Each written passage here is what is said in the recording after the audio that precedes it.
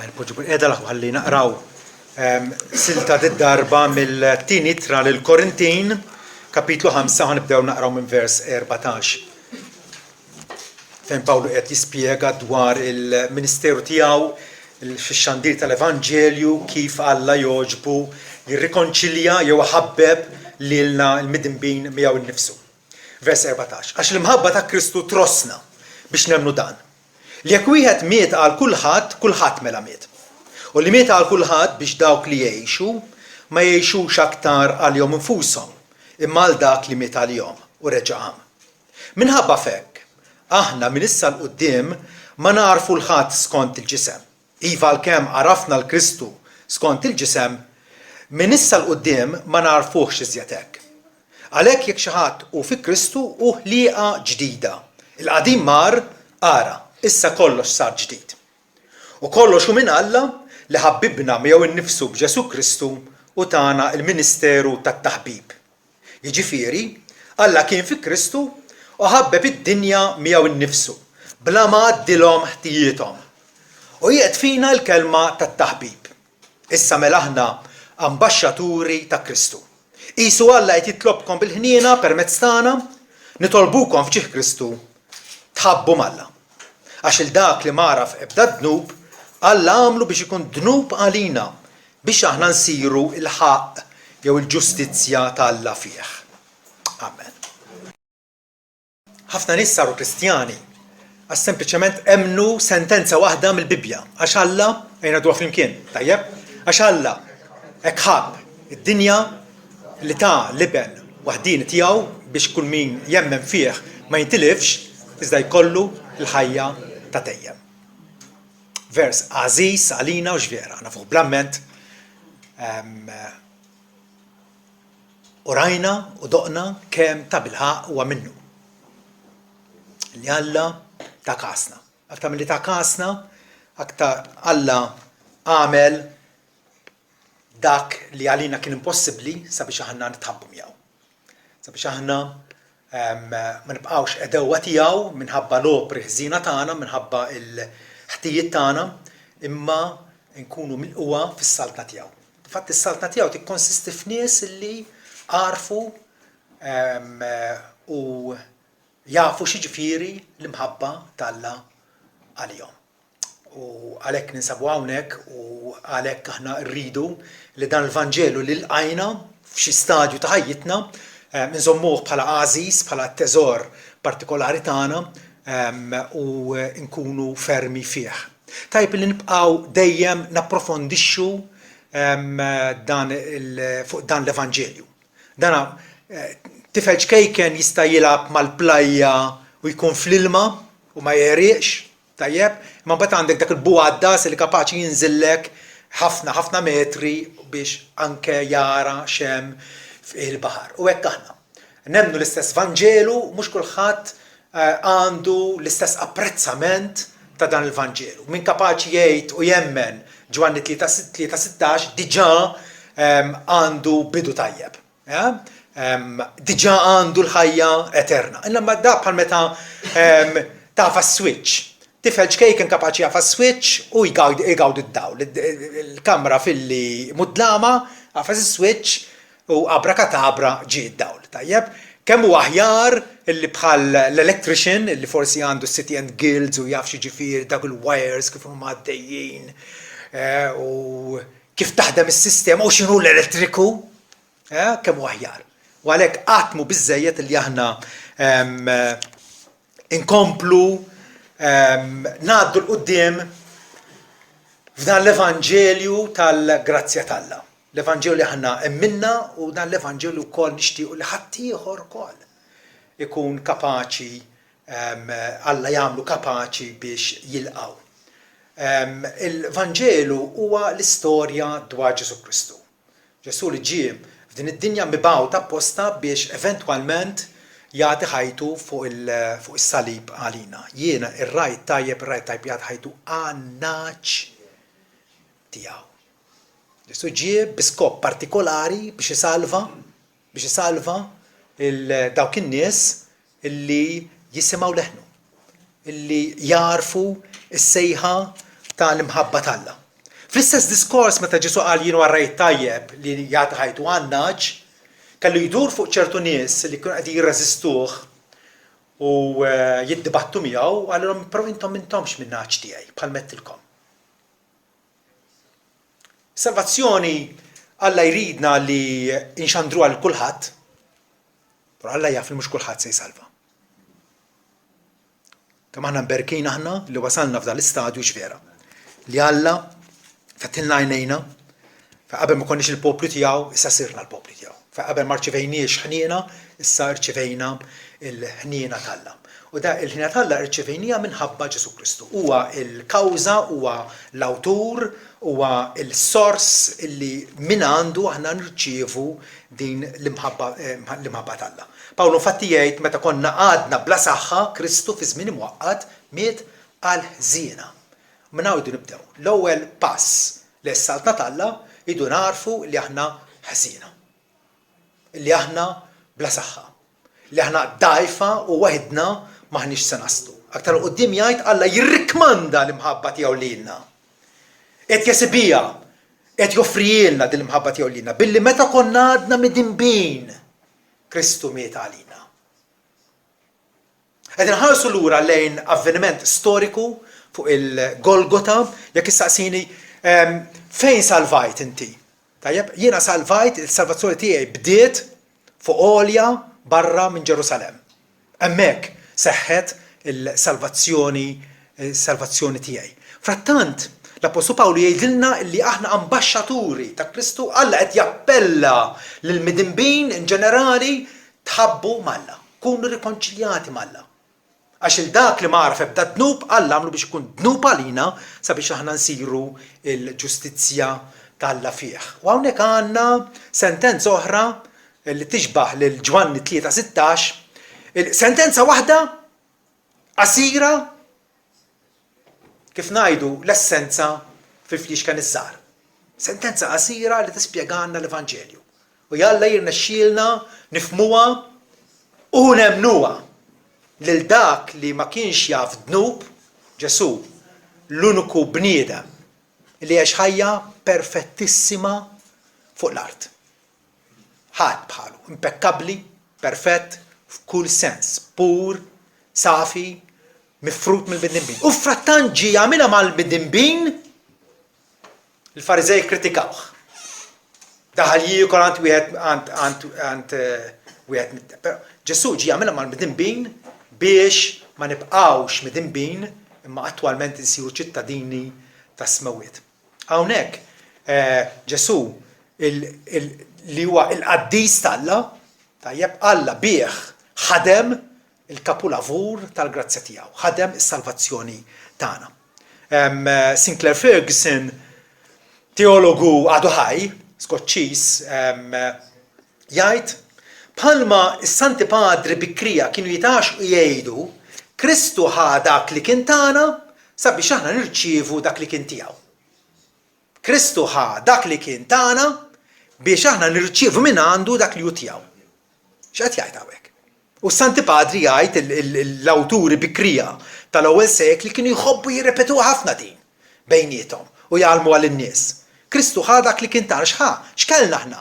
Il-ħmieġ, il-korruzzjoni, d-dnub, il-ħtijiet tagħna, l-kundanna tagħna. Ħadhom fuq innifsu sabiex aħna nirċievu dak li kien tiegħu. X'inhu tiegħu? Il-qudusija tiegħu, il-perfezzjoni tiegħu. Il-maħfra minn għandu. U allura hawnhekk qegħdin naraw Pawlu iridna nifhmu illi bis-salib seħħ skambju, exchange. Tajjeb, jiena nagħtik xi ħaġa u inti tagħtini xi ħaġa minn floka. Dik hija l-idea kollha. L-iskambju meravigliuż tas-salib. Il-dak li ma raf ebda dnub Alla għamlu biex ikun dnub għalina biex aħna nsiru il-ġustizzja, il-righteousness ta' Alla fih. ċoħ li Alla ikun jodna bħala ġusti, bħala sewa miegħu minħabba Ġesu Kristu. Fuq il-Kalvarju seħħet tpartita. L-ispettaturi li kienu fuq il-Kalvarju dakinhar, il-Fariżej, l-iskribu hekk, jgħajruh inżem is-salib U ħanaraw jiġi xellija salvaħ frattan Ġesu qed jagħmel qed iwettaq il-salvazzjoni tagħna. Ġesu rċieva l-ħażen ta' niesu fuq innifsu u tom b'xejn it-tajjeb, is-sewwa u l-perfezzjoni tiegħu. Dan huwa l-Vanġelu fil-fema tal-Apostlu Pawlu, fil-fema tal-Iskrittura. U awturi Kristjani matul il-żminijiet għarfu kemm hawnhekk għandna ħajdwek il-fok għandna il-Vanġelu ikkonċentrat ta' bilħaq. Octavius Winslow, pereżempju, wieħed minnhom, jikteb u jgħid Kristu ħa fidejh it-tazza tal-għali tiegħek, il-kies tas-saħta, għafsu ma xoftejh u xorbu sanqas qatra. Imbagħad fawwar l-istess kies bil-mħabba ħelwa kollha simpatija u maħfra u raddulek biex tixrob minnu int u tixrob għal dejjem. Tiftakru meta kien fil-Ġetsemani u l-Alla talbu jekk jista' jkun ħajgħaddi dal-kies minni. Frattant Alla bil-mħabba estrema tiegħu lejna kien lest li iwarrab il-libnu l-iben etern tiegħu sabiex jinkludi lilna fil-favur tiegħu. Din hija l-iskambju tas-salib. Ħafna drabi aħna impartu affarijiet bejnietna vera. Pereżempju għandek student jgħid il-sieħbu tin il-gomma u jien antik it-temprina tiegħi. Li tiġri, tajjeb, u xi ħaġa li tiftijem. Jew jiena jekk fenna fjena. Bil-ġuħ ngħidlek għatini biċċa ħobs. U jien antik tazz-ilma. Għandek skambju ieħor, tajjeb? Pawlu dan li jridna nifhmu hawnhekk. Illi fuq il-Kalvarju saħħet tranzazzjoni. X'inhi tranzazzjoni? Meta tmur il-bank tagħmel tranzazzjoni pereżempju. Tajjeb? Tiġbed il-flus jew tiddepożita l-flus, mela saħħet partita. Tajjeb? Lill-bankier inti tajta ċekk pereżempju u jitagħtek il-flus kontanti. Dik ngħidula transaction. Tranzazzjoni. Fuq il-Kalvarju saħħet din it-tranzazzjoni. Lil dak li ma kienx jaf dnub, Alla għamlu dnub għalina u innotaw il-lingwaġġ xokkanti. L-Apostlu Pawlu briskju jikteb Alla għamlu dnub għalina. Ġesu sar dnub għalina. Kif jista' jkun? Kif jista' jkun? Ġesu ma sarx mitneb personalment. Bit-nissil tiegħu. Għall-eternità Ġesu huwa l-qaddis tagħna. Il-bniedem perfett. Però Pawlu qed jgħid Alla għamlu dnub għalina, jrid jimpressjonana b'xi ħaġa. Alla qies ikkonsidra lil Ġesu bħala mitneb. Sabiex aħna ma nibqgħux midinbin u kundannabbli. Il-dak li mara, li ma kienx jaf dnub, Alla għamlu dnub għalina. F'dan is-sens Ġesu huwa l-ar negozjant li qatt tfaċċa fuq il-wiċċ l-art, vera? L-ar negozjant. Però l-akbar ħabbej. L-akbar ħabbej. Għaliex f'din it-tranzazzjoni x'qala Ġesu? Ma qala xejn ħlief barka għalina. Frattant, għal ferħ qiegħed qudiemu billi kien jaf x'se tiswa l-mewt tiegħu. Bħalma qal id-dixxipli bil-bniedem ma ġiex biex ikun moqdi ma biex jaqdi u biex finalment jagħti ħajtu b'riskatt jew fidwa għal ħafna. Ġesu ħallas il-prezz biex aħna nkunu liberati. Bid-demm tiegħu mixeret fuq is-salib Ġesu inaddafna. Għalhekk Pawlu jgħid li hu sar dnub għalina għaliex Alla poġġa d-dnub tiegħu fuqna. U flok ma jgħid dnubiet, ħafna dnubiet li issa tgħoddhom. Dnub u iċċappa sħiħa ta' ħażen li daw kollha illi xi darba oħra se jaħslu l-ġenna, Ġesu refa' dik it-tagħbija, dik il-piena ta' dnub fuq innifsu. Għalhekk Pawlu jgħid Alla għamlu dnub għalina. Din ma kienx ħaġa ġdida il għal Apostlu Pawlu. Fatti il-profeti mill-antik kif tkellmu dejjem tkellmu dwar il-Messija li kellu jerfa' dnubiet ta' ħafna. Anke Ġwan il-Battista jgħid, araw il-ħaruf tagħna danu li ineħħi jew jerfa' dnubiet tad-dinja. Il-Messija huwa deskritt minn Eżajja pereżempju bħala dak li refa' l-għali tagħna, ġar id-dwejjaq tagħna, minfut minħabba it-trasgressjonijiet tagħna. Misħuq minħabba l-inikwitajiet tagħna, l-ħażen tagħna. Alla l-missier ikkawża li l-inikwità tagħna l-kol taqa' fuqu. L-inikwità l-ħażen, id-diżubbidjenza tagħna taqa' fuqu. Iġor il-konsegwenzi tagħha u.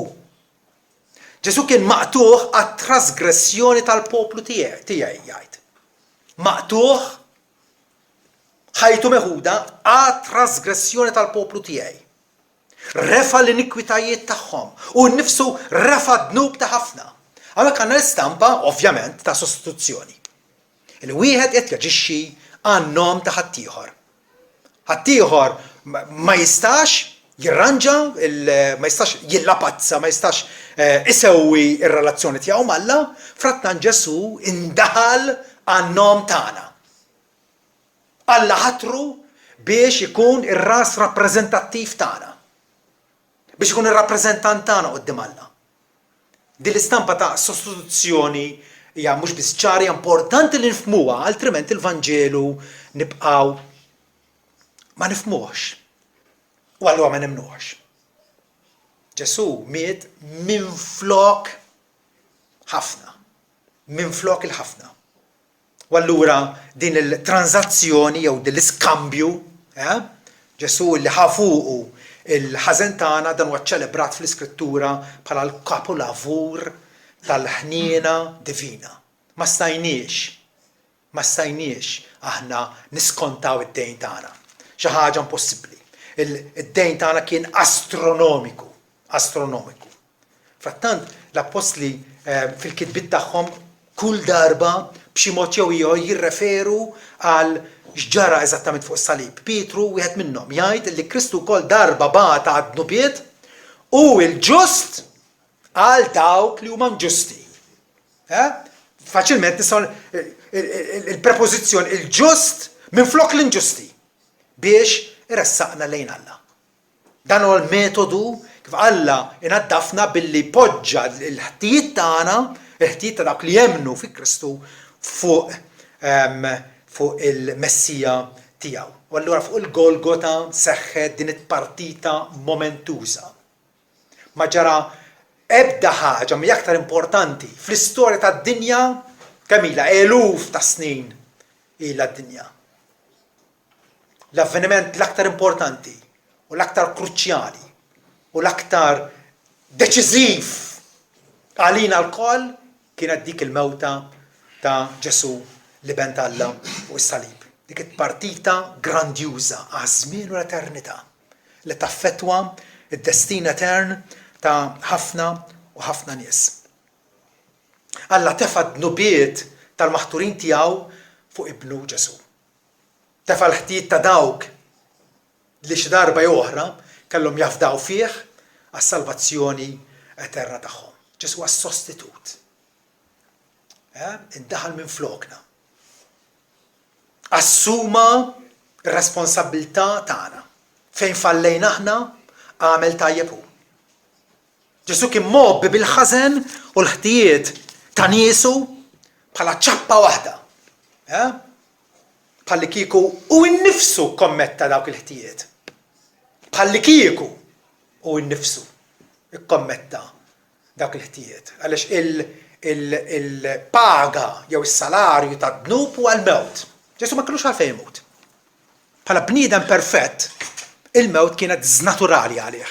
Kienet xi ħaġa li hu nnifsu tkaxkex minnha. Flor tal-Ġetsemani vera, il-dwejja l qabduh għaliex jekk hawn xi ħadd illi ma kellux għalfejn imut kien proprjament Ġesu Kristu. Però ġi fid-dinja apposta biex ku jista' jmut. Għalina, għal dawk li ħarsu lejh fidi sempliċi. Ġesu kien magħdud ma' trasgressur, vera? Mark jgħid li fuq il-lemin u x-xelluk tiegħu salbu dakinhar stess ukoll żewġ ħallelin biex isseħħ l-iskrittura u kien magħdud mal-ħżiena. Kien ikkonsidrat bħala ħażin, vera? Kien ikkonsidrat bħala ħażin, mhux għax kien ħażin personalment. Ma xfuq kien hemm id-dnub ta' niesu. Kien hemm id-dnub ta' niesu. Lil dak li ma kienx jaf dnub, Alla għamlu dnub għalina. Allora naraw ta' trasferiment ta' proporzjon massiv. Massiv. Kemm nietu nies mislubin, vera? U kemm nietu nies biħruxija u b'kattiverija matul is-sekli? Il-mewt ta' Ġesu Kristu hija unika. Ja unika, u Alla jispjegana x'kienet jiġri dakinhar. Il-ħtijiet ta' niesu ġew trasferiti moddija fuq. Kristu assuma id-dnub ta' niesu, refaw fuq innifsu. Ħa responsabiltajiet għal dawk il-ħtijiet tagħhom u b'mewtu skonta il-pjena dovuta lilhom. Kien hemm pjena, il-pjena kienet il-mewt. Il-ħlas ta' tnupu għal-mewt imma lotja b'xejn ta' Alla hija l-ħajja ta' dejjem permezz ta' Sidna Ġesu Kristu. U għalhekk iridu ngħaddu sa' tieni parti ta' tranzazzjoni. L-ewwel parti kienet li Alla għamlu dnub għalina. It-tieni parti biex aħna nsiru l-ġustizzja ta' Alla fih. Tieni parti ta' tranzazzjoni. Hawnhekk għandna trasferiment ieħor. Mela Ġesu ħal ħażen tagħna biex jagħtina t-tjieba tiegħu. B'mewtu il-perfezzjoni u l-ġustizzja tiegħu huma magħduda bħala tal-fidili tiegħu. Kull min jafda fi Kristu Alla jgħoddu bħala ġust. Attwalment aħna ġusti, le għadna nisbaljaw, għadna nagħmlu dnub. Ma nixtiequx nagħmlu dnub, nevitawh, nimmortifikawh, niġġieldu kontra tiegħu, nalu minħabba fih, nixtiequ nħobbu l-Alla billi nosservaw l-kmandamenti tiegħu, iva. Dik hija l-qalb ġdida li Alla tagħna. Frattant għadna notru, għadna nidimbu. Minkejja dan Alla jgħod lill-fidili tiegħu bħala ġusti u perfetti minħabba Kristu. Dan huwa t-tieni parti tat tranzazzjoni. Li Alla illi bisna bil-qudusija u l-perfezzjoni u t-tjubija ta' ibnu Ġesu Kristu. Appena wieħed jemmen fih, meta jemmen fih ġifieri jafdaħ. Jara li iva, dak li ġara dakinhar ġara l-ġid tiegħi. Ġara l-ġid tiegħi. Dawn jingħataw il-perfezzjoni ta' Kristu nnifsu, jkunu magħdudin bħala ġusti darba għal dejjem. Darba għal dejjem. Fi żmien kollna minn fuħin bina nfusna u jidrilna li nistgħu naslu bil-prestazzjoni tagħna, billi nkunu reliġjużi, billi nagħmlu l-opri tajba u elf ħaġa oħra. Sawl ta' Tarsu hekk kien ukoll. Kien infatti kellu u seta' jagħmel lista twila ta' affarijiet li kienu vantaġġi għalih, jgħid li kont ċirkonċis wara 8 ijiem minn ġens Iżra mit-tribu ta' Benjamin Lud bil-Lud. Fariżew dik li għaliġi. Ġifieri jipprova josserva l-liġi tal-Alla bir-reqqa u bil-proċiżjoni kemm jista' jkun. Fil-ħeġġa persegwitajt il-Knisja għalih kienet xi ħaġa tajba dik. Għal dak li huwa ġustizzja fil-liġi kont blaħtija. Qed jgħid il ħadd ma seta' jipponta sebgħu lejha u jgħid seraq, gideb. Ħadd ma seta' jgħidha. Għal dak li hija ġustizzja skont il-liġi kont blaħtija.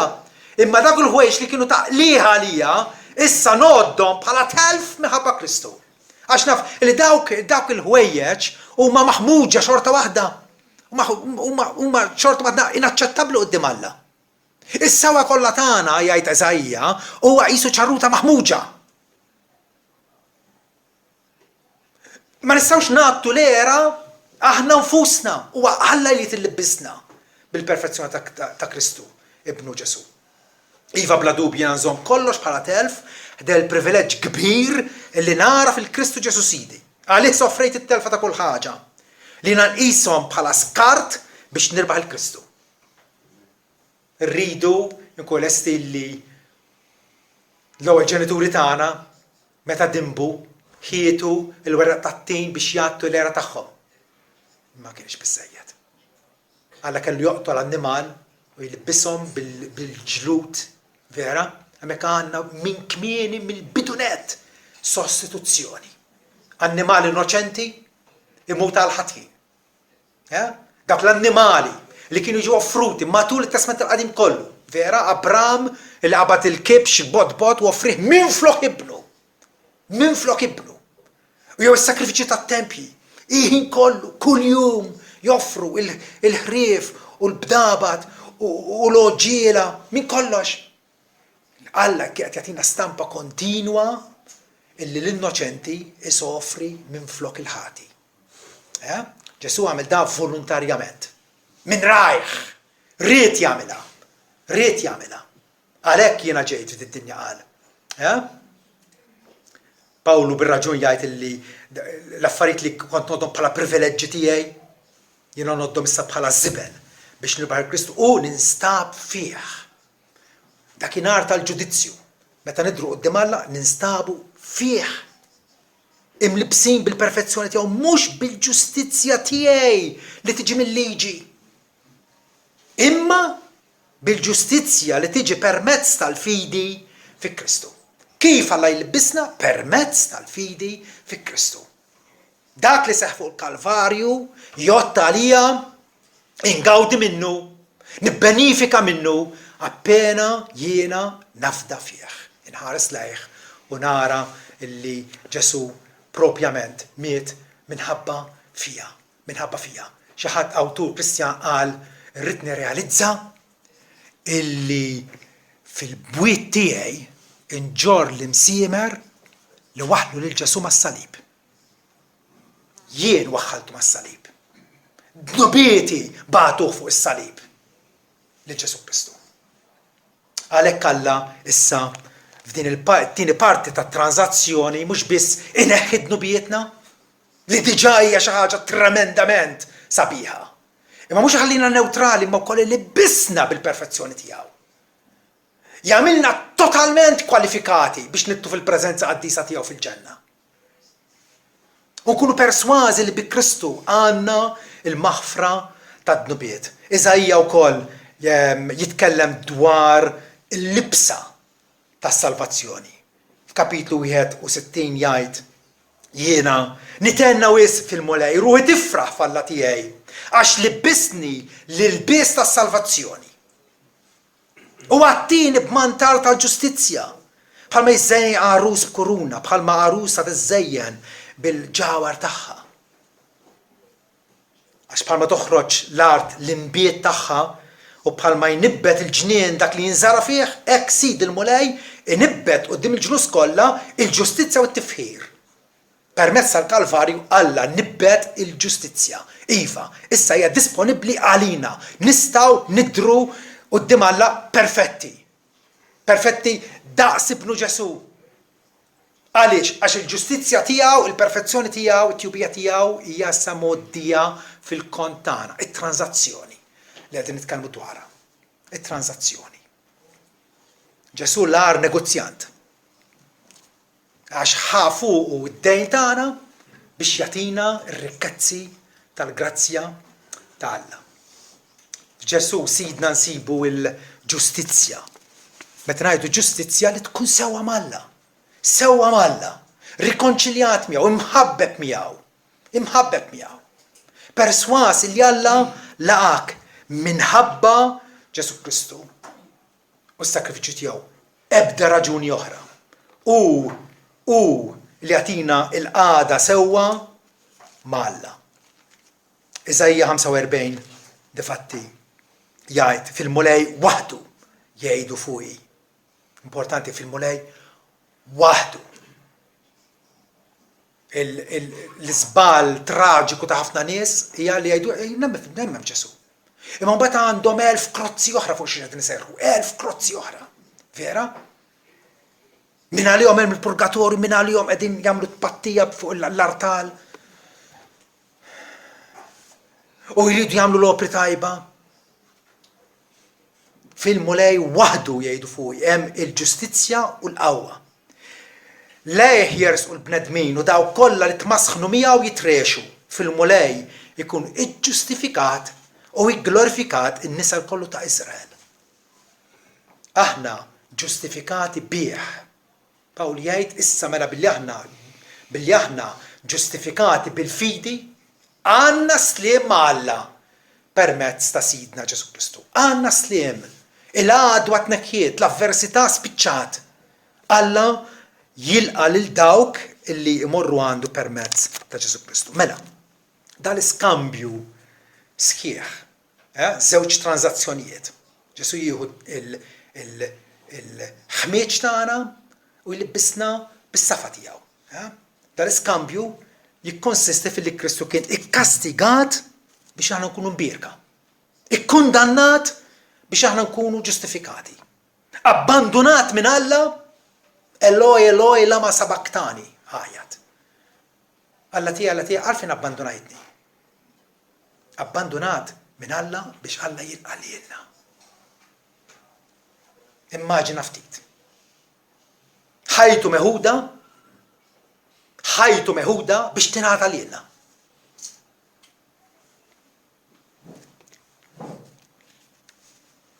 Min huma dawn in-nies li igawdu minn dal-iskambju? Dawk li jilqawh. Dawk li jifmu u jemnu li iva hekk ġara. Propjament kif spjegana l-Apostolu Pawlu. Alla qed jappellalna kunu mħabbin malla. Kunu mħabbin malla. Il-dak li ma raf ebda dnub, Alla għamlu biex kun dnub għalina. Biex aħna nsiru il-ġustizzja jew il-perfezzjoni tal-Alla fih. Ġesu ħażen tal-fidili tiegħu biex aħna nirċievu s-sewwa tiegħu. Awtur antik Voltaire jitkellem hekk. Vera sabiħa din. Ma mhux waħdu. Bil-fid nabbraċċjaw lil Kristu. U hekk aħna uniti miegħu. Ħalli aħna nkunu fih u fina. Bħalma oġbu jieħu fuq innifsu l-miżerji kollha tagħna u jagħmilhom tiegħu, hekk bil-fidi u sar tagħna. L-ubbidjenza tiegħu hija l-ubbidjenza tagħna. L-innoċenza tiegħu hija l-innoċenza tagħna. Bħalma wkoll huma tagħna is-sewwa, is-sodisfazzjon u l-entusija tiegħu. Iva. Kull ma għandu Kristu u tagħna. Kull ma għandu Kristu u tagħna. Inqas minn hekk ma nkunux kwalifikati għall-ġenna. Għaliex għax fil-ġenna ma jidħol xejn li ħammeġ. Xejn. Idu nkunu perfetti daqs Kristu. Alla tagħna l-perfezzjoni ta' Kristu li bissna bija. Pawlu jispjega din lil-Galatin li dawn l-insara kienu qegħdin iperpru u qegħdin jaħsbu issa rridu nagħmlu ċirkonċiżjoni, rridu nosservaw il-festa tal-Lut u ħafna affarijiet oħra altrimenti Alla ma jilqaniex. Pawlu kellu jikbilhom anke b'ċerta rabja. Għalhom jekk Galatin boloħ, min saħħarkom biex ma tobdux il-verità. Li intom li quddiem għajnejkom Kristu kien impenġi msallab. Meta mara għandhom fi Konju, Derbe, Listre, fil-Galazja. U x'għandhom il-Vranġi, poġġilhom Ġesu Kristu, għalilhom Ġesu ta' Nazaret kien moti fuq is-salib għal mafra tad-dubiet tagħna. Biex Alla jagħmilna kwalifikati għall-ġenna. Kif qegħdin tinsew dan? U allura spjegalu imbagħad Kristu fdina mis-saħta tal-liġi, billi sar saħta għalina. Għal darb'oħra Pawlu juża dan lingwaġġ qawwi. Sar saħta għalina. Hawnhekk fil-Korinti qed jgħid sar dnub għalina. Alla kkonsidrah misħut il għaliex ħafu s-saħta tagħna. X'saħta din? Hija saħta għal fatt sempliċi li aħna kollha kemm aħna xi ftit jew ksirna l-liġi tal-Alla. U l-liġi tal-Alla mill-bidu Mose qal misħut kull min ma jibqax iżomm sħiħ ma' kull ħaġa tal-liġi biex jobdija. Kristu fdina mis-saħta tal-liġi biex il-barka ta' Abraham tinżel fuq il-ġentili f'Ġesu Kristu biex aħna nieħdu permezz tal-fidi il-weda tal-Ispirtu. Kif insiru ħajjin quddiem Alla? Kif se nirċievu l-Ispirtu tal-ħajja? Billi aħna nirkorru għal Ġesu Kristu, bil-ħarsu lejh u naraw li ta' bilħaq dak li huwa ħadem fuq il-Kalvarju. U għalhekk ma niżilx minn fuq is-salib. U għalhekk meta marru jarrestawh fil-ġnien, għalilhom ma taħsbux intom nista' nsejjaħ il-missieri, nitlob il-missieri jibgħatli 12 leġjun ta' anġli. Ma Ġesu kien jaf illi tkellem sikwit is-sija tiegħi. Finalment għal is-sija tiegħi waslet biex jiksibna għal Alla. Temnu dan? Dinja fidi. Meta il-Bibja titkellem dwar in-neċessità tal-fidi, kif nagħmel konnessjoni ma' Kristu. Dak li ħademu kif ħajsir tiegħi bil-fidi. Bil-fidi, aċċetta, ilqa, afda fih. U l-ħess taġixxi fuq din l-aħbar dinha l-indiema. Li taġixxi fuq din l-aħbar ifisser li Kristu irid jagħmilna perfettu qudiem Alla, diġà Alla ddikjarana ġusti, diġà jqisna bħala perfetti. U allura Kristu wkoll irid illi attwalment fil-mixja tagħna minn ġurnata l-oħra ngħixu skont il-perfezzjoni tal-liġi tiegħu. Jiena nixtieq nistaqsi l-kull waħda minnkom. Fejn huma d-nubietek? Fejn huma d-nubietek? Tkellima fuq din l-iskambju tas-salib. Ġesu jieħu d-nubiet tagħna biex hu jagħtina l-perfezzjoni tiegħu. Fejn huma d-nubietek? Fejn huma d-nubietek? D-nubieti darba kienu fuq in-nifsi. U kont inġorhom jiena u kien madmat tal-ħadid li kisrek u jwaslek għar-rovina ta' l-infern għall-eternità. Ma Kristu ħad nubieti. Ġarrom sa fuq is-salib u stess refa nubieti.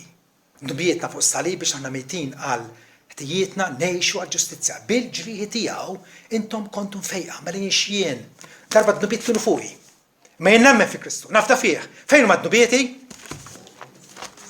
Fuq is-salib.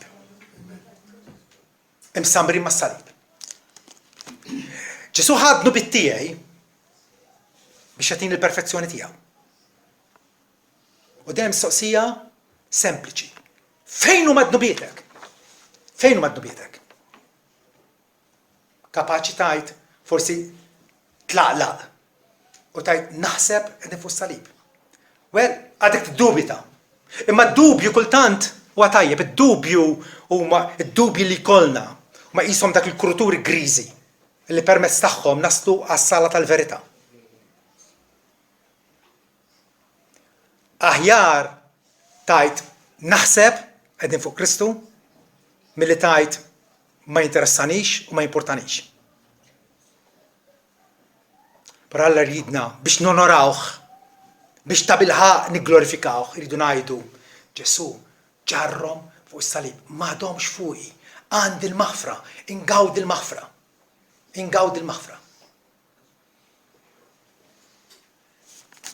Id-nubiet tiegħek huma fuqek innifsek jew ma msammra mas-salib. Dawk illi jemmnu f'Ġesu Kristu. Kristu miet il-mewt tagħhom. U għalhekk m'hemm ebda kundanna għal dawk li ma fi Kristu Ġesu. Rumani 8:1. Ebda kundanna għal dawk li ma fi Kristu Ġesu. U la m'hemmx kundanna m'hemm ebda separazzjoni minn Alla mill-imħabba tagħlu ġifiera. Pawlu hekk jispiċċa il-Rumani 8 li jiena perswas jgħid illi l-aħwejx tissa, l-aħwejx ġejjin, l-għaloli, l-font, l-prinċipati, l-assetat, l-sejf, l-ġuħ, l-aks, xejn ma jista' jifridna mill-imħabba Alla li hija fi Kristu Ġesu Sidna. Għaliex? Għax it-tranzazzjoni saħħet. It-tranzazzjoni ġrat u allura kapaċi bħalla Apostlu Pawlu ngħidu jiena msallab ma' Kristu. Kristu miet il-mewt tagħna. Miet il-mewt tagħna, jiena msallab ma' Kristu. Ma dan kollu jien neħix. Ma mhux jien. Huwa Kristu li jgħix fija. Il-Kristjan huwa fera fid-dilja tal-verità. Huwa ħaj bi Kristu. Ngħix mhux jien ma Kristu jgħix fija u l-ħajja li ngħix issa ngħixha bil-fidi. F'binalla laħabni. Pawlu qed jgħidilna hawnhekk x'inhu Kristjan? Dan hu Kristjan. Wieħed li jara nnifsu imsallab ma' Kristu u qed jgħix ma mhux hu nnifsu, mhux għall-interessi tiegħu, mhux għall-ambizzjonijiet tiegħu. Mhux jgħidu l-Alla tindaħallix. Il-ħajja ngħix issa ngħixha bil-fidi f'binalla laħabni u tagħlu nnifsu għalija. Kristu kisibna għalih innifsu, xtrana għalih innifsu bis-salib. U allura ma għadniex tagħna nfusna. Irridu nkunu leali lejh. Totalment. Totalment. Aħna l-mixtrijin tal-Mulej. Vance Havner jgħid mara li hija 85% fidila għal żewġa. Mi fidila xejn. 85% oli. Tajjeb kieku fl-eżamijiet nġibu 85%, problema ta' xejn. Mara vera, mara li 85% fidila, nżewġa mi fidila xejn, mebda lealtà parzjali lil Ġesu Kristu, ma stax tajt Ġesu ħanobdik dil ħaġa. Imma hekk qed naqra xi ħaġa mhix toġobni taha warraba. Jew ħajkun l-Kristu kollu. Kollu. Il-qassis il-kbir tagħna li għamel offerta waħda darba għal dejjem għal dnubietna biex jaħfrinna, il-profeta mibgħut minn Alla biex jarrafna il-verità tal-Alla u wkoll is-sultan illi isaltan u jriġi l-ħajjitna. Ma għandek ebda dritt bħala Kristjan tgħidlu tindaħallix. Le, inti issa tiegħu. Inti issa tiegħu. L-istess ħafna infatti jgħid x'qal sidna dwar l-irfieħ tas-salib. Għaliex Kristu rebaħna bis-salib. U l-istess Kristu jgħidilna biex nerfgħu s-salib. Nixtu li nafusna nerfgħu s-salib kuljum u nimxu warajh. X'qal sidna dwar l-irfieħ tas-salib u l-ubbidjenza ma nsibux b'tipa rqieqa. Ġieli farmaċi kuntratt jkoll fih xi 20 page u mbagħad ikun ħafna tiper noqgħod naqra. Qas dana jiffukaw għajnejk fuqhom dik it-tipa rqieqa mhix importanti, mhix vera. X'qal Ġesu dwar l-irfieħ tas-salib ma nsibux b'tipa rqieqa u miktub bil-grassett fuq il-faċċata tal-kuntratt. Il-grassett huwa l-bold. Bold. U fuq il-kuntratt fl-ewwel faċċata. Erfa' s-salib. Għaliex? Għax bih inti salvat. Is-salib li ġabilna l-barka, Ġesu jgħidilna rridu nerfgħuh, altrimenti maħniex tiegħu. Altrimenti maħniex tiegħu. Dak il-Kristjanizmu, dak nemmen fi Kristu u jibqa' jgħix fl-idolatrija u fl-immoralità u fil-gideb, fil-faxx u fil-qerq. Għadu ma fehem xejn dwar din it-tranzazzjoni. Vera? Alla tefa l-ħażen tagħna fuq Kristu biex jagħtina t-tjieba tiegħu. B'dikjarazzjoni minn għand Alla bħala l-mħallef, dikjarazzjoni, Alla jikkonsidrana ġusti, imma wkoll iridna nkunu ġusti. Għaliex? Għax Alla jridna jsalvana kompletament. Kompletament. Tgħid li l-ubbidjenza tiegħi lejn Kristu tiswiela ħafna. Fin-negozju ta' finti tittamela ma' nista' d-dinja. Well, x'tiswielek l-ubbidjenza lejn Kristu mixejn paragonata meta inti tkompli fid-diżubbidjenza tiegħek lejh. Diżubbidjenza tiegħek. Min ma jobdix il-liben, jgħidilna fi-Ġwanni 3, min ma jobdix il-liben l-għada b'Alla jibqa' fuqu. Mill-banda l-oħra min għandu liben, għandu l-ħajja. Min m'għandux liben, m'għandux il-ħajja. Alla qed isejħilna għal deċiżjoni. Deċiżjoni iva li kapaċi noħduha biss bil-qawwa tal-Ispiritu tiegħu, ma dik id-deċiżjoni rridu nibdew biex ngħidu fi Kristu Ġesu hemm jattama tiegħi. hemm hija s-salvazzjoni tiegħi, hemm hija l-maħfra, bih jien ġustifikat quddiem Alla. U la darba ta' bilħaq nemmnu dan, allura mbagħad Alla jibda jittrasformana. Jaħdimna, jaħġinna, isawwarna fi xbija ta' Ġesu Kristu. Sakemm matul tal-pellegrinaġġ imbagħad finalment naslu biex naraw wiċċu wiċċ imwiċċ. Bħalissa nirringrazzjawh, però kultant b'ċerta ma nafx jien apatija. Għadna ma nafux u ma nistax nimmaġinaw minn xiex ħelisna li bent Alla. Ejjew nirringrazzjawh. Għun bobli mill-wieqfa l-aħwa.